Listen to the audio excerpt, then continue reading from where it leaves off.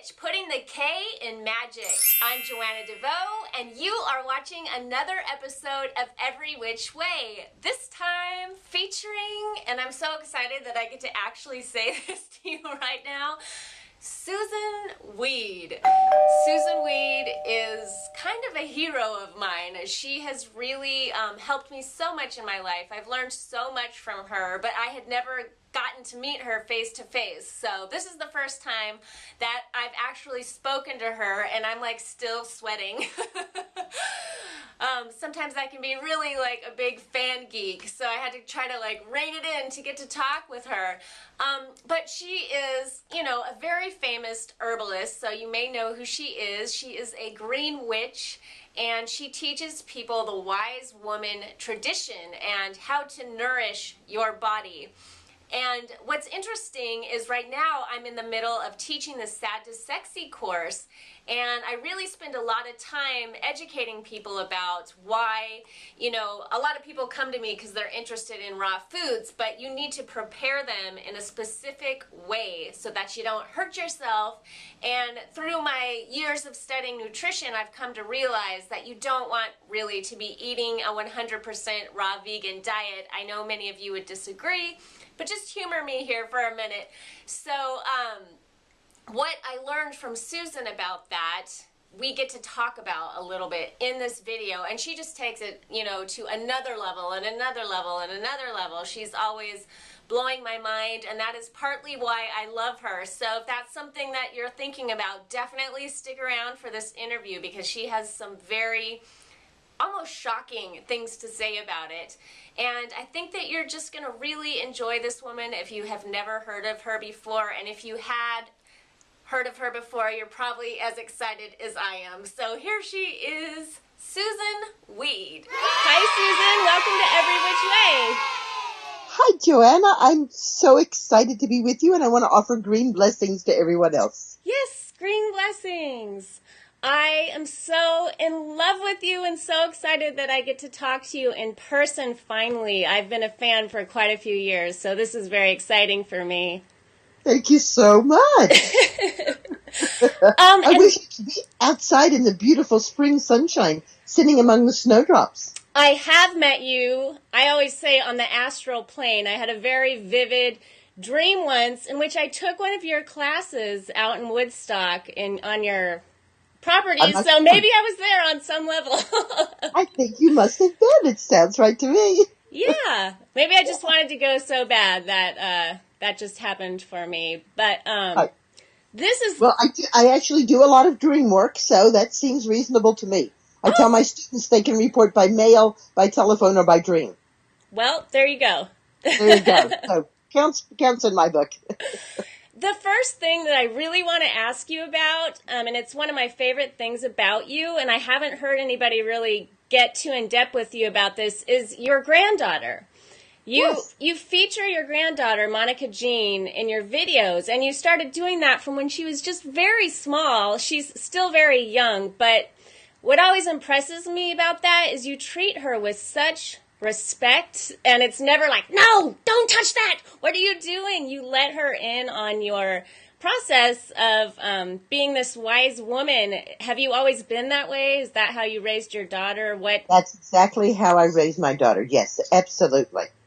You know, I mean, I was the mother, and if something needed to be done, well, I saw to it that it was done, right? And I didn't expect her to, like, be my friend, but in terms of her life, you know, we consulted together about it. Let me give you an example. At one point, she wanted to ride her bicycle to school, and we live in the country. And it's a very hilly road with no road margin, so she'd be riding right in the road, and it's curvy, too. And I said to her, look, I don't have any health insurance. So if you get a job and make enough money to buy health insurance, then you can ride your bike to school. So did she? No. But it was her choice. It wasn't that I said no. I didn't, you know, because it wasn't a decision for me to make.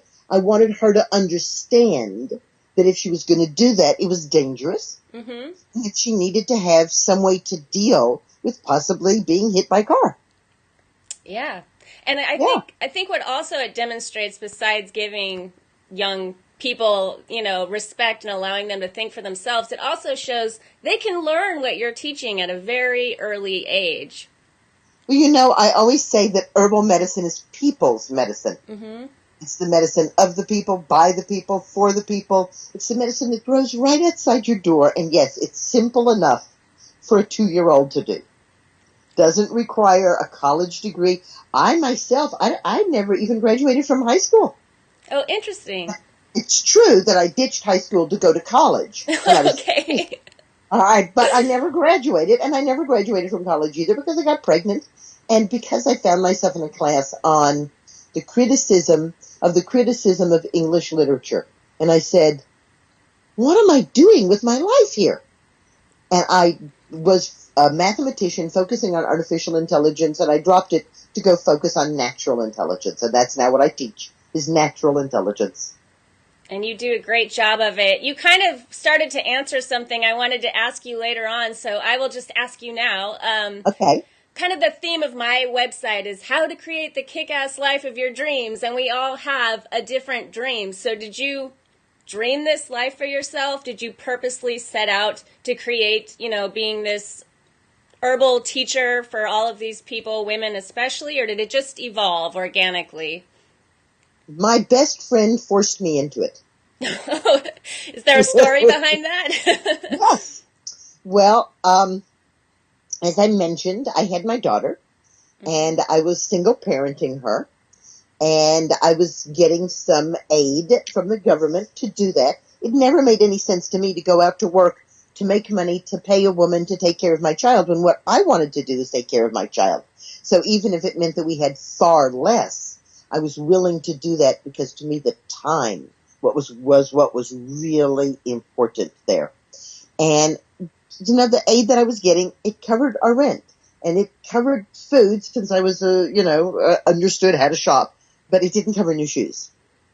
And as any mom will tell you, they grow out of their shoes so fast. Mm-hmm. And this was well before the kind of flood of merchandise we have now from China at rock bottom prices. So we were talking a lot of money that I didn't have to buy the new shoes. And I was complaining to a friend of mine who said, you should teach at a local community college. And I said, well, that sounds all well and good, but I don't even have a high school diploma. How can I possibly do that? And this friend said, they don't look at credentials. They just want people who are really excited about what they're doing. And I said, well, I could be excited about teaching whole wheat bread baking. As a matter of fact, we did bread, croissants, we did English muffins, we did cookies, we did all kinds of things with whole wheat. And I had a great time, and the college loved my class, and they said, a lot of people are asking us about mushrooms. Could you also teach a class on mushrooms? Sure. So the next semester I had my bread baking class and my mushroom class. And then a year later they said, we need a class on homesteading. Would you be willing to do that? I said, sure. Now, as one aspect of homesteading, it was an 8-week class, and one of the classes was focused on wild foods and herbal remedies as part of the homesteading class. Well, during this time, I was driving to town, and beside the road was a grotesquely pregnant woman. She looked like she was about 11 months pregnant, holding a baby with 2 enormous bags of laundry next to her. So I did what you have to do in that situation. I stopped. I put her in the car. I took her to town. We did the laundry. I helped her fold the laundry, and I brought her home, right? And we became very dear friends. And she was married to a man. This was back in the 70s, and this was not so unusual. She would say, dear, I'd like to go with Susan to the consciousness raising meeting. And he would say, have you packed my lunch for tomorrow? Have you shined my shoes? Have you ironed my shirt? Is everything ready for me? If you've done everything that I need, then you can go. And she said to me one day, I'm going to kill her. Oh, no. All right. And I said, no, being in jail, it's going to be worse than what you're going through now. So what you really need is to be able to be out of the house, because he didn't understand why the house was such a mess, right? She has 2 kids in diapers, and he can't understand what she does all day. I said, well, yeah, because he's not here with the 2 kids, and you can't understand what it's like to be with 2 kids unless you've been there. And so she said, well, he'll never let me out of the house. I said, he'll let you out of the house if you're making money. So you teach at one of these local community colleges. She said, I don't know, what would I teach about? I said, something you're excited about. She said, well, we both love herbal medicine. What if I teach about that? I said, great idea. So she did, and it was successful all the way around. He understood what was going on all day with the two kids because he had to spend 3 hours with them Nice. once a week. Nice. She made a little money. That was absolutely fine. And then she did it again the next semester. And then they all packed up and went off on a glorious trip. And then she called me up and said, "Hi, I'm not coming home." I said, "What do you mean you're not coming home? Your class starts at 2. She said, "You're going to teach it." I said, "I can't teach a class on herbal medicine. I don't know anything about it." She said, "You know as much as I do. So go teach it." And she says to this day that that was the most important thing she's ever done in her life, is sticking me with her herbal medicine class. Yeah. Well, it's important to me, and I know it's important to a lot of people. So, yeah, it must have just been meant to be. I thought I would teach those 4 students, and that would be the end of it, that they were the only 4 people interested. I'll bet you don't even know how many people you're teaching, really. How could you? Because of you share so freely on the internet. You are on so many different YouTube videos and podcasts, and you are just happy to share your knowledge with people. You have a great website where people can take courses and buy books and things like that, but you also give away so much free information. It belongs to all of us. That's the wise woman tradition. The wise woman tradition doesn't try to hold on to things and see, this is proprietary. No, the wise woman tradition says the healthier you are, the healthier we all will be. Absolutely. So it's in my self-interest to give this away and to teach people how to be empowered in their own healthcare.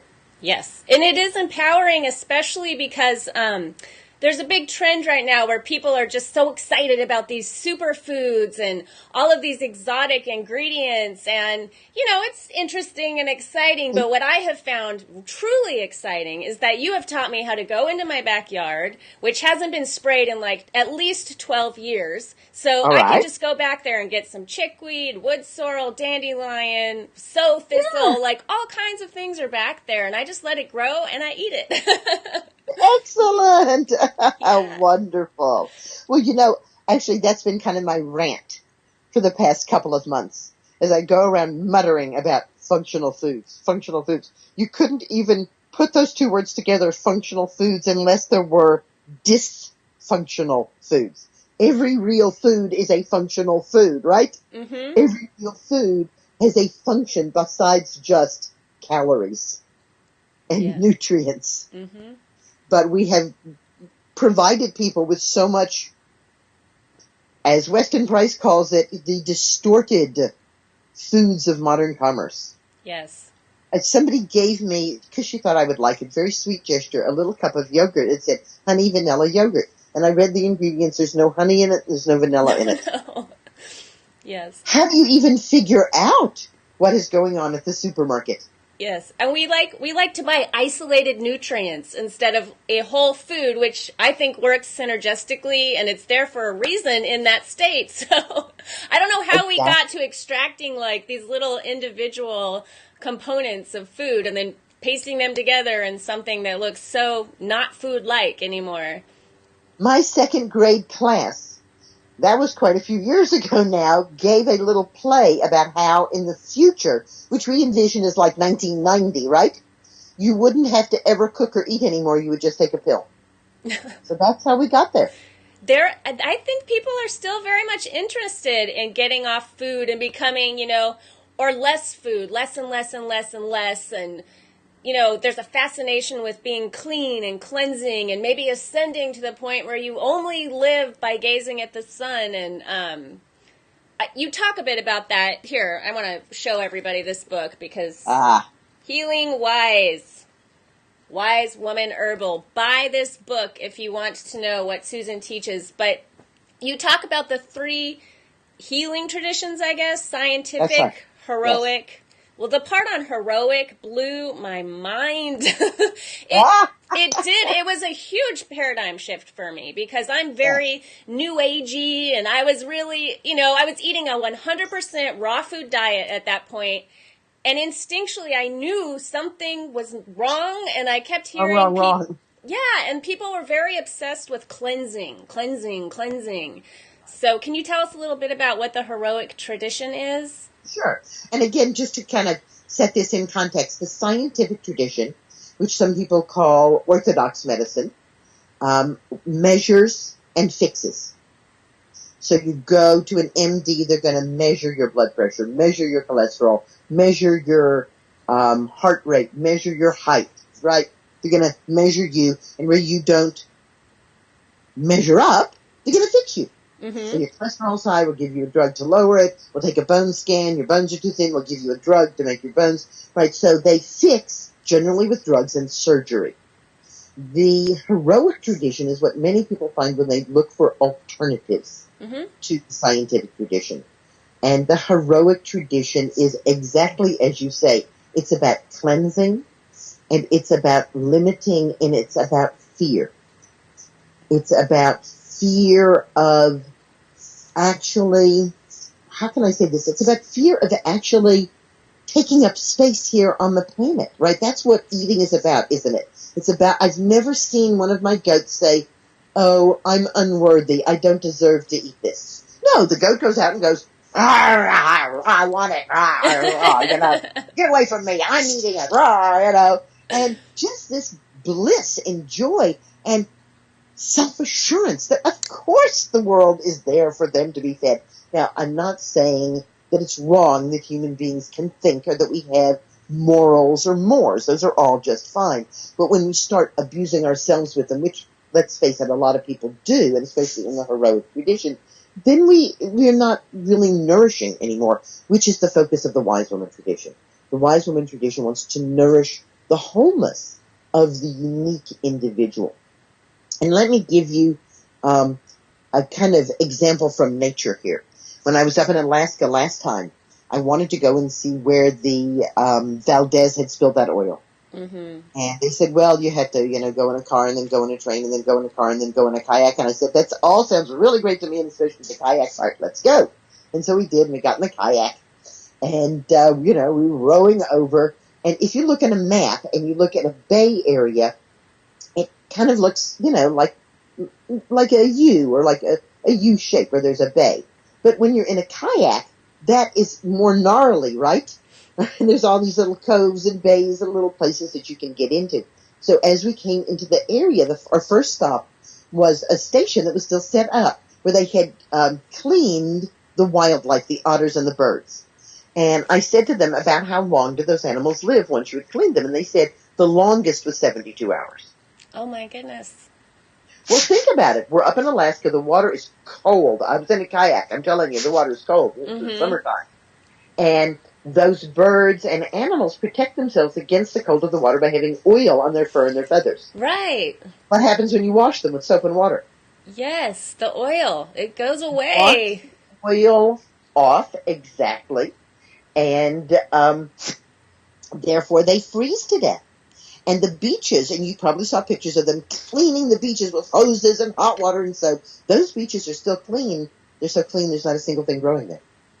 We then got in our canoe and we paddled around a headland to another little cove where instead of cleaning, they had nourished. Because after all, what is crude oil? I guess it comes from the center of the earth somewhere. Well, actually, no. The center of the earth is molten iron. Okay, well, it comes from the earth in some capacity, right? We think, we're not really sure, but we think that crude oil is old plants. Oh, okay. Old, crushed up plants. Exactly. So it is natural, and the amount that the Exxon Valdez spilled is not more than seeps up from the ocean floor on a 24-hour basis every single day. So there's always oil seeping into the ocean in huge quantities of it, crude oil. How come the how come the ocean doesn't look like a paving lot? Because there's organisms in seawater that eat that. It's their food. Okay. You see, the wise woman tradition says, I eat you and you eat me. That's what nature is. That's what life is. It's about eating and being eaten. So these people, rather than cleaning the beaches, fertilize the beaches with a fertilizer formulated to magnify this organism, which then came in, ate all the oil off the plants and the animals and the beaches, and those beaches are thriving communities. That is brilliant. That reminds me so much of our colon and everybody's obsession. Not everybody, but a certain kind of person's heroic obsession. Traditions obsession. Yes, with cleansing the colon, and it's like, but you're cleansing out all of that healthy bacteria that's helping you and keeping you safe, and you're stripping that away. And I feel like what you just said demonstrated that on a different level for me. Exactly right. As a matter of fact, I'm always interested in precedents, and that one has a very interesting precedent. And I do apologize ahead of time. I always mangle the name of the man who first worked with a microscope. And he was a Dutch man, and it's Van something. We can Google it. Right.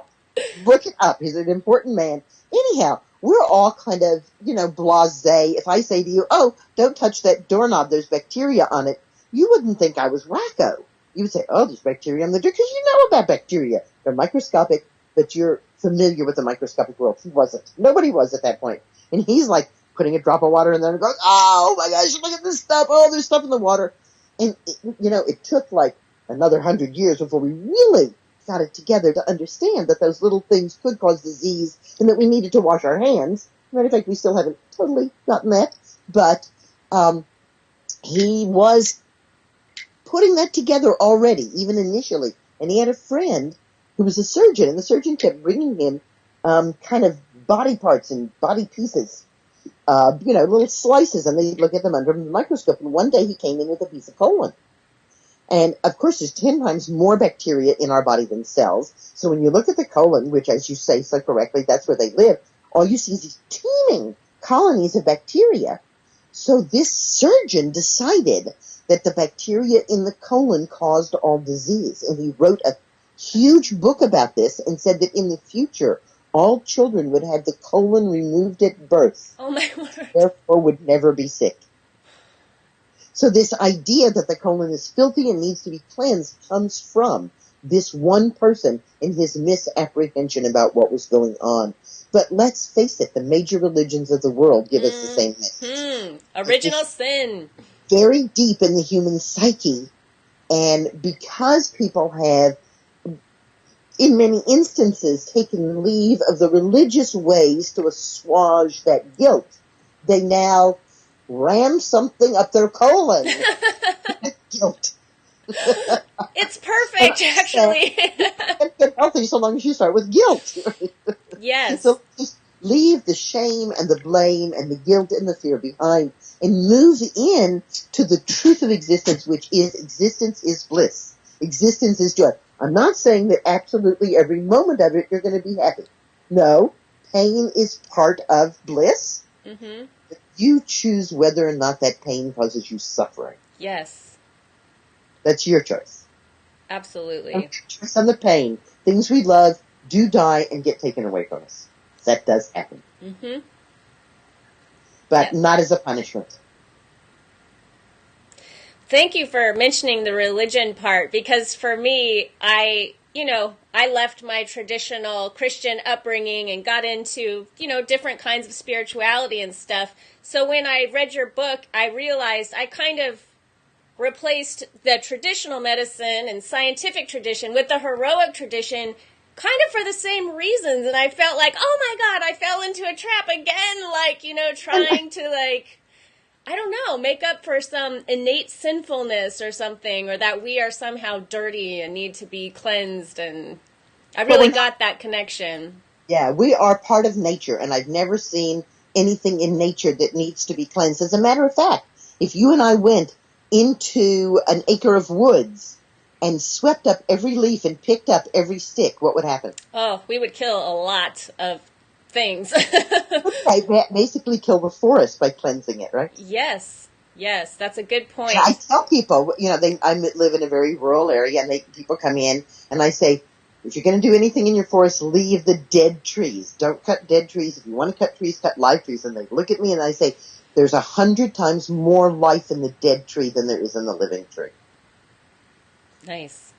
Yeah. Well, since the wise woman tradition is about teaching us how to nourish ourselves, and I know what your answer is going to be, but I'm going to ask it anyways. What is your number one tip for how we can right away after watching this video go start nourishing ourselves? Go out to an office supply store and buy a scale if you don't already have one, a postage scale, right? Make sure you get one with a tare, T-A-R-E, function. Bring it home. Put a small-ish bowl on it. If you don't have dried stinging nettle at home, when you're out shopping, Go get some dried stinging nettle too. 1 ounce of dried stinging nettle. If you buy just 1 ounce, you won't need a scale, but I prefer to buy it in bulk so that I come home and I weigh out 1 ounce. I put that 1 ounce into a quart jar. There's YouTubes of me doing this with Monica Jean, my granddaughter. Yes. And then you fill the jar to the top with boiling water, put a lid on it, let it sit for 4 hours or longer. I usually do it in the evening so it's ready the next morning. Strain it out, and then it's ready to drink. I'm drinking linden today. Nice. Linden is a wonderful anti-inflammatory, and it's been my opinion for about 25 years, and there's a lot of science now to back me up, that most of the physical discomforts that we deal with have to do with inflammation, and that even many of the chronic and long-term diseases have to do with inflammation. Certainly Alzheimer's is a product of inflammation. Heart attacks, heart disease, an end product of inflammation. Even cancer is very likely in many instances to be an end product of inflammation. So by drinking a wonderful anti-inflammatory that tastes really good and is safe enough for children and old people to drink, we kind of get a head start on countering inflammation in our bodies. Stinging nettle is one of the favorite of the nourishing herbal infusions. And I often say that stinging nettle is filled with the energy of the earth, and that when you drink stinging nettle, your skin will glow, your hair will look wonderful, you will be so supercharged with energy that people will hardly recognize you. At 67, I tease the 20-year-old apprentices that I don't expect them to be able to keep up with me. Yeah, you have a lot of energy. The word, like, robust comes to mind. Like, I can just imagine you, like, out on your property, and you have, like, a small farm, right? And I do have a small farm with a herd of dairy goats, exactly. And that's from stinging nettle. Stinging nettle, you wake up refreshed, you have energy all day long, and then when it's time to go to sleep, you go to sleep. No problem going to sleep. It's not the kind of roller coaster that I see many people. They're tired in the morning, so they drink coffee. And they have that kind of stimulus, and then that drops off, and they feel more tired than they did in the beginning, so now they need coffee and some refined carbohydrates, white flour, white sugar. And now they really go up, and now when they really fall down, well, it should be lunchtime, and they should be getting some good quality food, but they're on a diet. So they're just going to eat a salad, which gives them no nutrition of any kind. So now, by the time to get through the rest of the day, they have to have more coffee and more refined carbohydrates. And now by the time they get home, they're so jarred that they have to have a couple of alcoholic drinks to calm them down, which disturbs their sleep. So when they wake up the next morning, they're tired and need a cup of coffee. And the cycle continues. Yes. And we're going to drink nettle infusion, and within 3 days, we're going to wake up raring to go. I know it sounds hard to believe, but it's true. Oh, it's worth trying it. You can try it for yourself, and it works so quickly. It really does. At my Wise Woman University, I have a course called Drink Your Way to Health with Nourishing Herbal Infusions. And there's about 1,000 people taking that course right now. And the letters that they are writing in are so wonderful. You know, not just, wow, I'm feeling good, but my husband noticed what I was doing, started drinking the infusions, went to his doctor, and his doctor halved his diabetes medicines. Wow.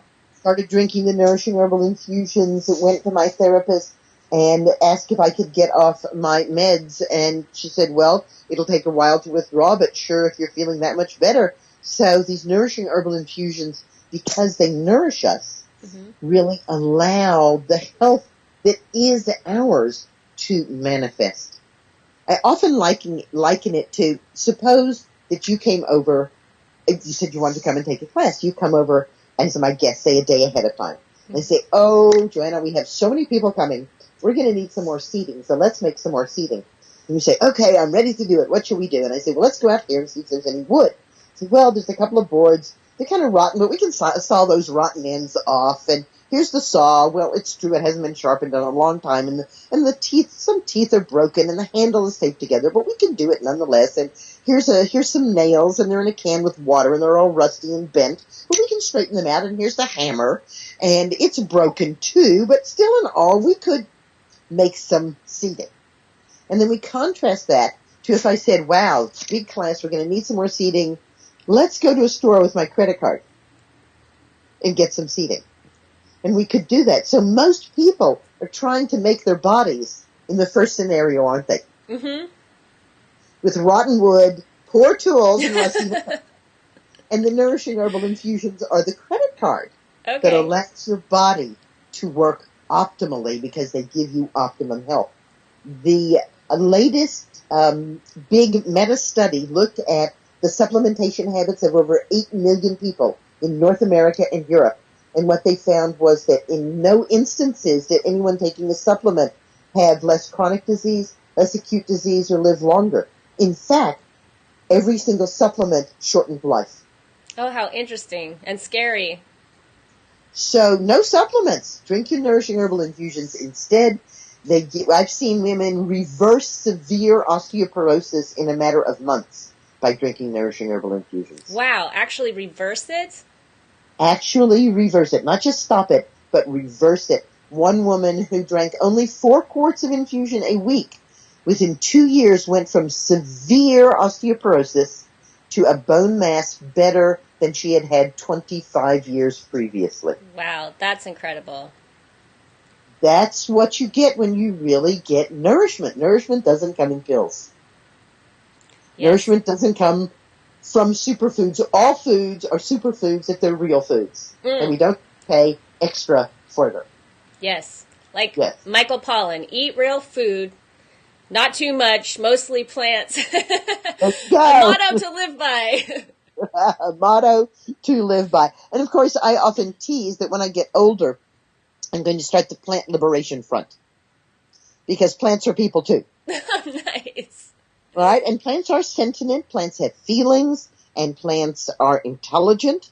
And I can teach you how to hear what the plants are actually saying. And so I find it very kind of superficial for people to say, oh, I'm a vegan or a vegetarian because I don't want to hurt anything. I say, oh, I see, plants don't count in your book? Mm-hmm. And my first T-shirt will say, honor plants, wear mink.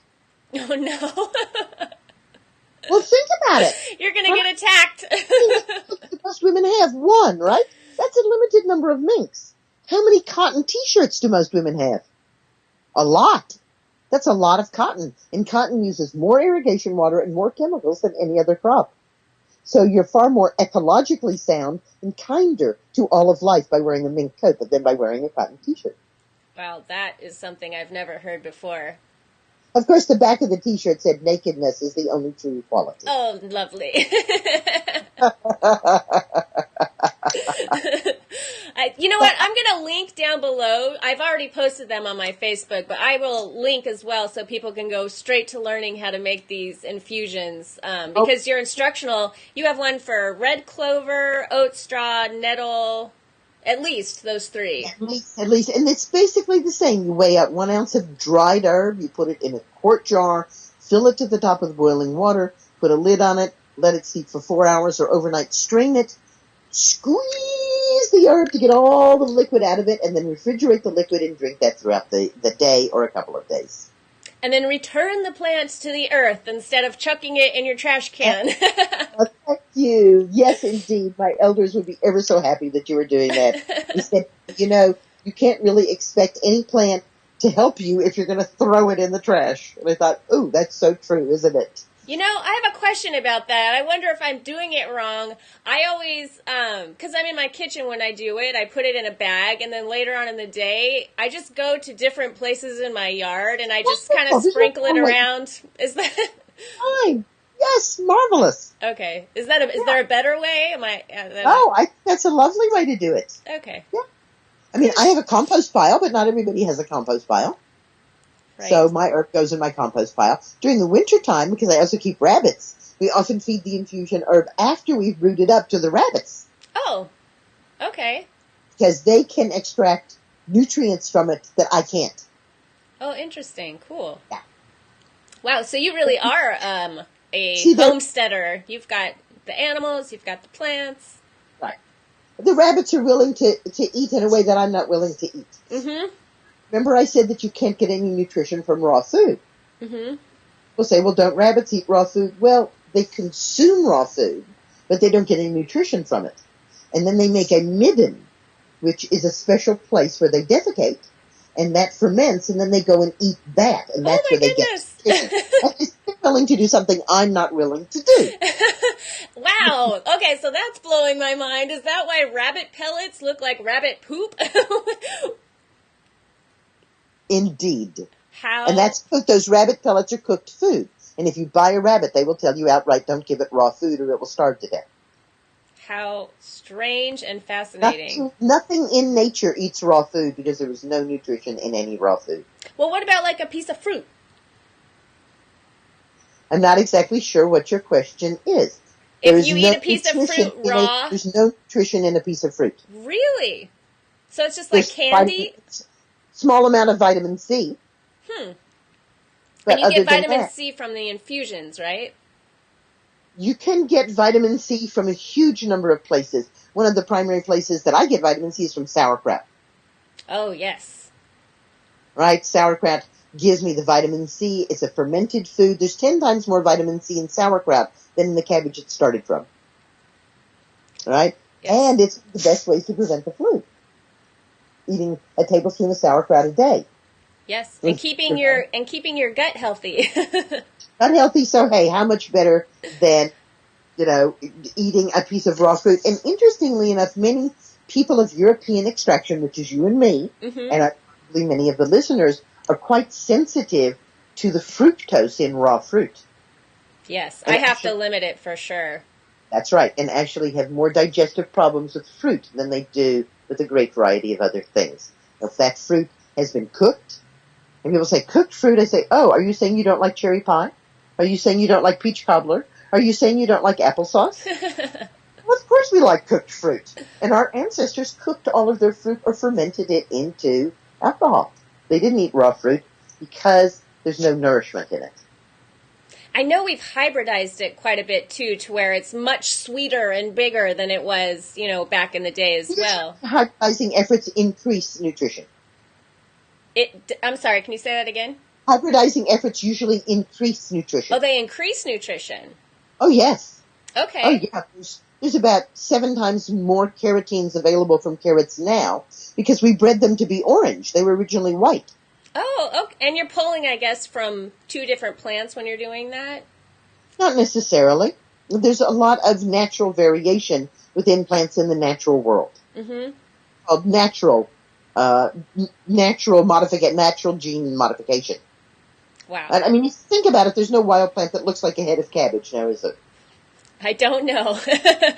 So women genetically modified wild brassicas in order to create not just cabbage, but also broccoli, cauliflower, kale, collards. These are all actually the very same plant. Even though now they are grown as different things, they share one common name because they are exactly the same. Okay, and those are all cruciferous vegetables, right? Cruciferous vegetables, yes. And those are important that you cook. I know you're saying to cook everything, but I know for sure that from my experience that is very important. They have anti-nutrients in them and things like that. Yeah. What I'm actually saying is that it's important to break the cell wall. Right. At YouTube, there's a raw versus cooked debate between me and Brigitte Mars, which you might want to look at. So we can break the cell wall with heat. We can also break the cell wall with cold. Freezing is a way of cooking. Break the cell wall by dehydration. Dried fruit is what a lot of people did with their fruit. Yeah. Right? Native Americans dried their fruit and then mixed it with meat to make pemmican, which is an excellent thing to do with it. Fermentation is a way of cooking and covering something in oil. Yeah. So cooking does not always mean the application of heat. And in fact, when you say you ate raw food, and I've talked to many people, most people who are eating raw food are eating only a small portion of actual raw food. They are eating fermented foods. Yeah. They're sprouted foods. They're eating dehydrated foods. They are eating foods that have been rubbed in oil. And Brigitte says that you will ruin your health on a raw food diet unless you eat at least one avocado with each meal. Oh, that's a good tip. I have seen that debate. I love both of you, so it was wonderful to see 2 women I like respectfully discussing that. And I think the good teachers are teaching people how to break the cell wall in that movement. You can't just eat a bunch of salad all day. Well, after Brigitte and I did that video, we went to her home for a raw food meal. Oh, my gosh. Okay, so she's like one of the leading spokeswoman for this. Mm-hmm. So she didn't just serve us a salad. This was, like the massage kale and really, special foods. And I was there with a woman who's a diabetic, a type 1 diabetic.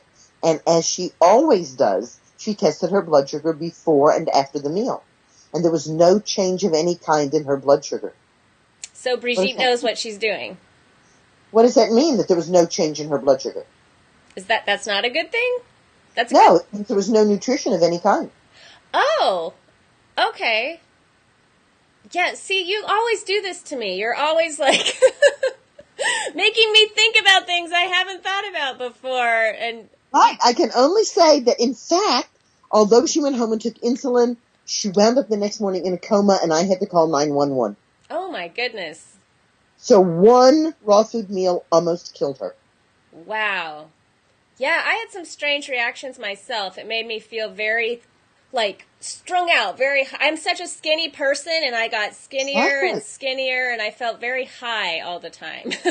Very high all the time. When you don't eat enough, and when you don't get enough nutrition, your brain starts producing heroin.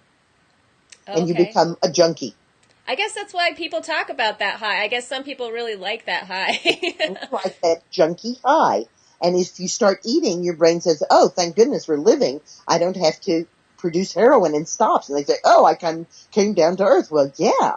But the difficulty is that heroin doesn't produce health.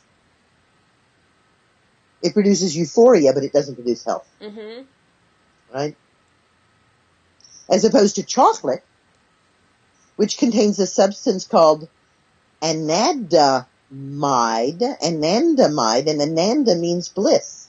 And this is a substance in chocolate that actually causes your brain to feel like you're in love. Chocolate is, however, very high protein, and it's extremely mineral rich. And, of course, it's cooked. As a matter of fact, there's 20 different processes that the chocolate little bean has to go through before it becomes chocolate that you can eat in order to make it edible. So this is a far better choice than, so if you're looking at a piece of raw fruit and a chocolate bar, the chocolate bar would be more nourishing. Well, I know that's good news for a lot of people. Well, thank you so much for doing this. And I won't even ask you what your best tip is for living a kick-ass life, because I think you are living by example. And I'm just going to lead everybody to your website and, put up a couple of videos of how to make an infusion so they can continue this conversation for if they have never met you before. That's wonderful, Joanna. Thank you for all that you're doing to help empower people to really enjoy their life. That's what it's about. Have a good time. Yeah. Don't hurt yourself. Don't hurt others. Have a good time. Okay. Thank you so much. Much love. Peace. So long, everybody. Bye.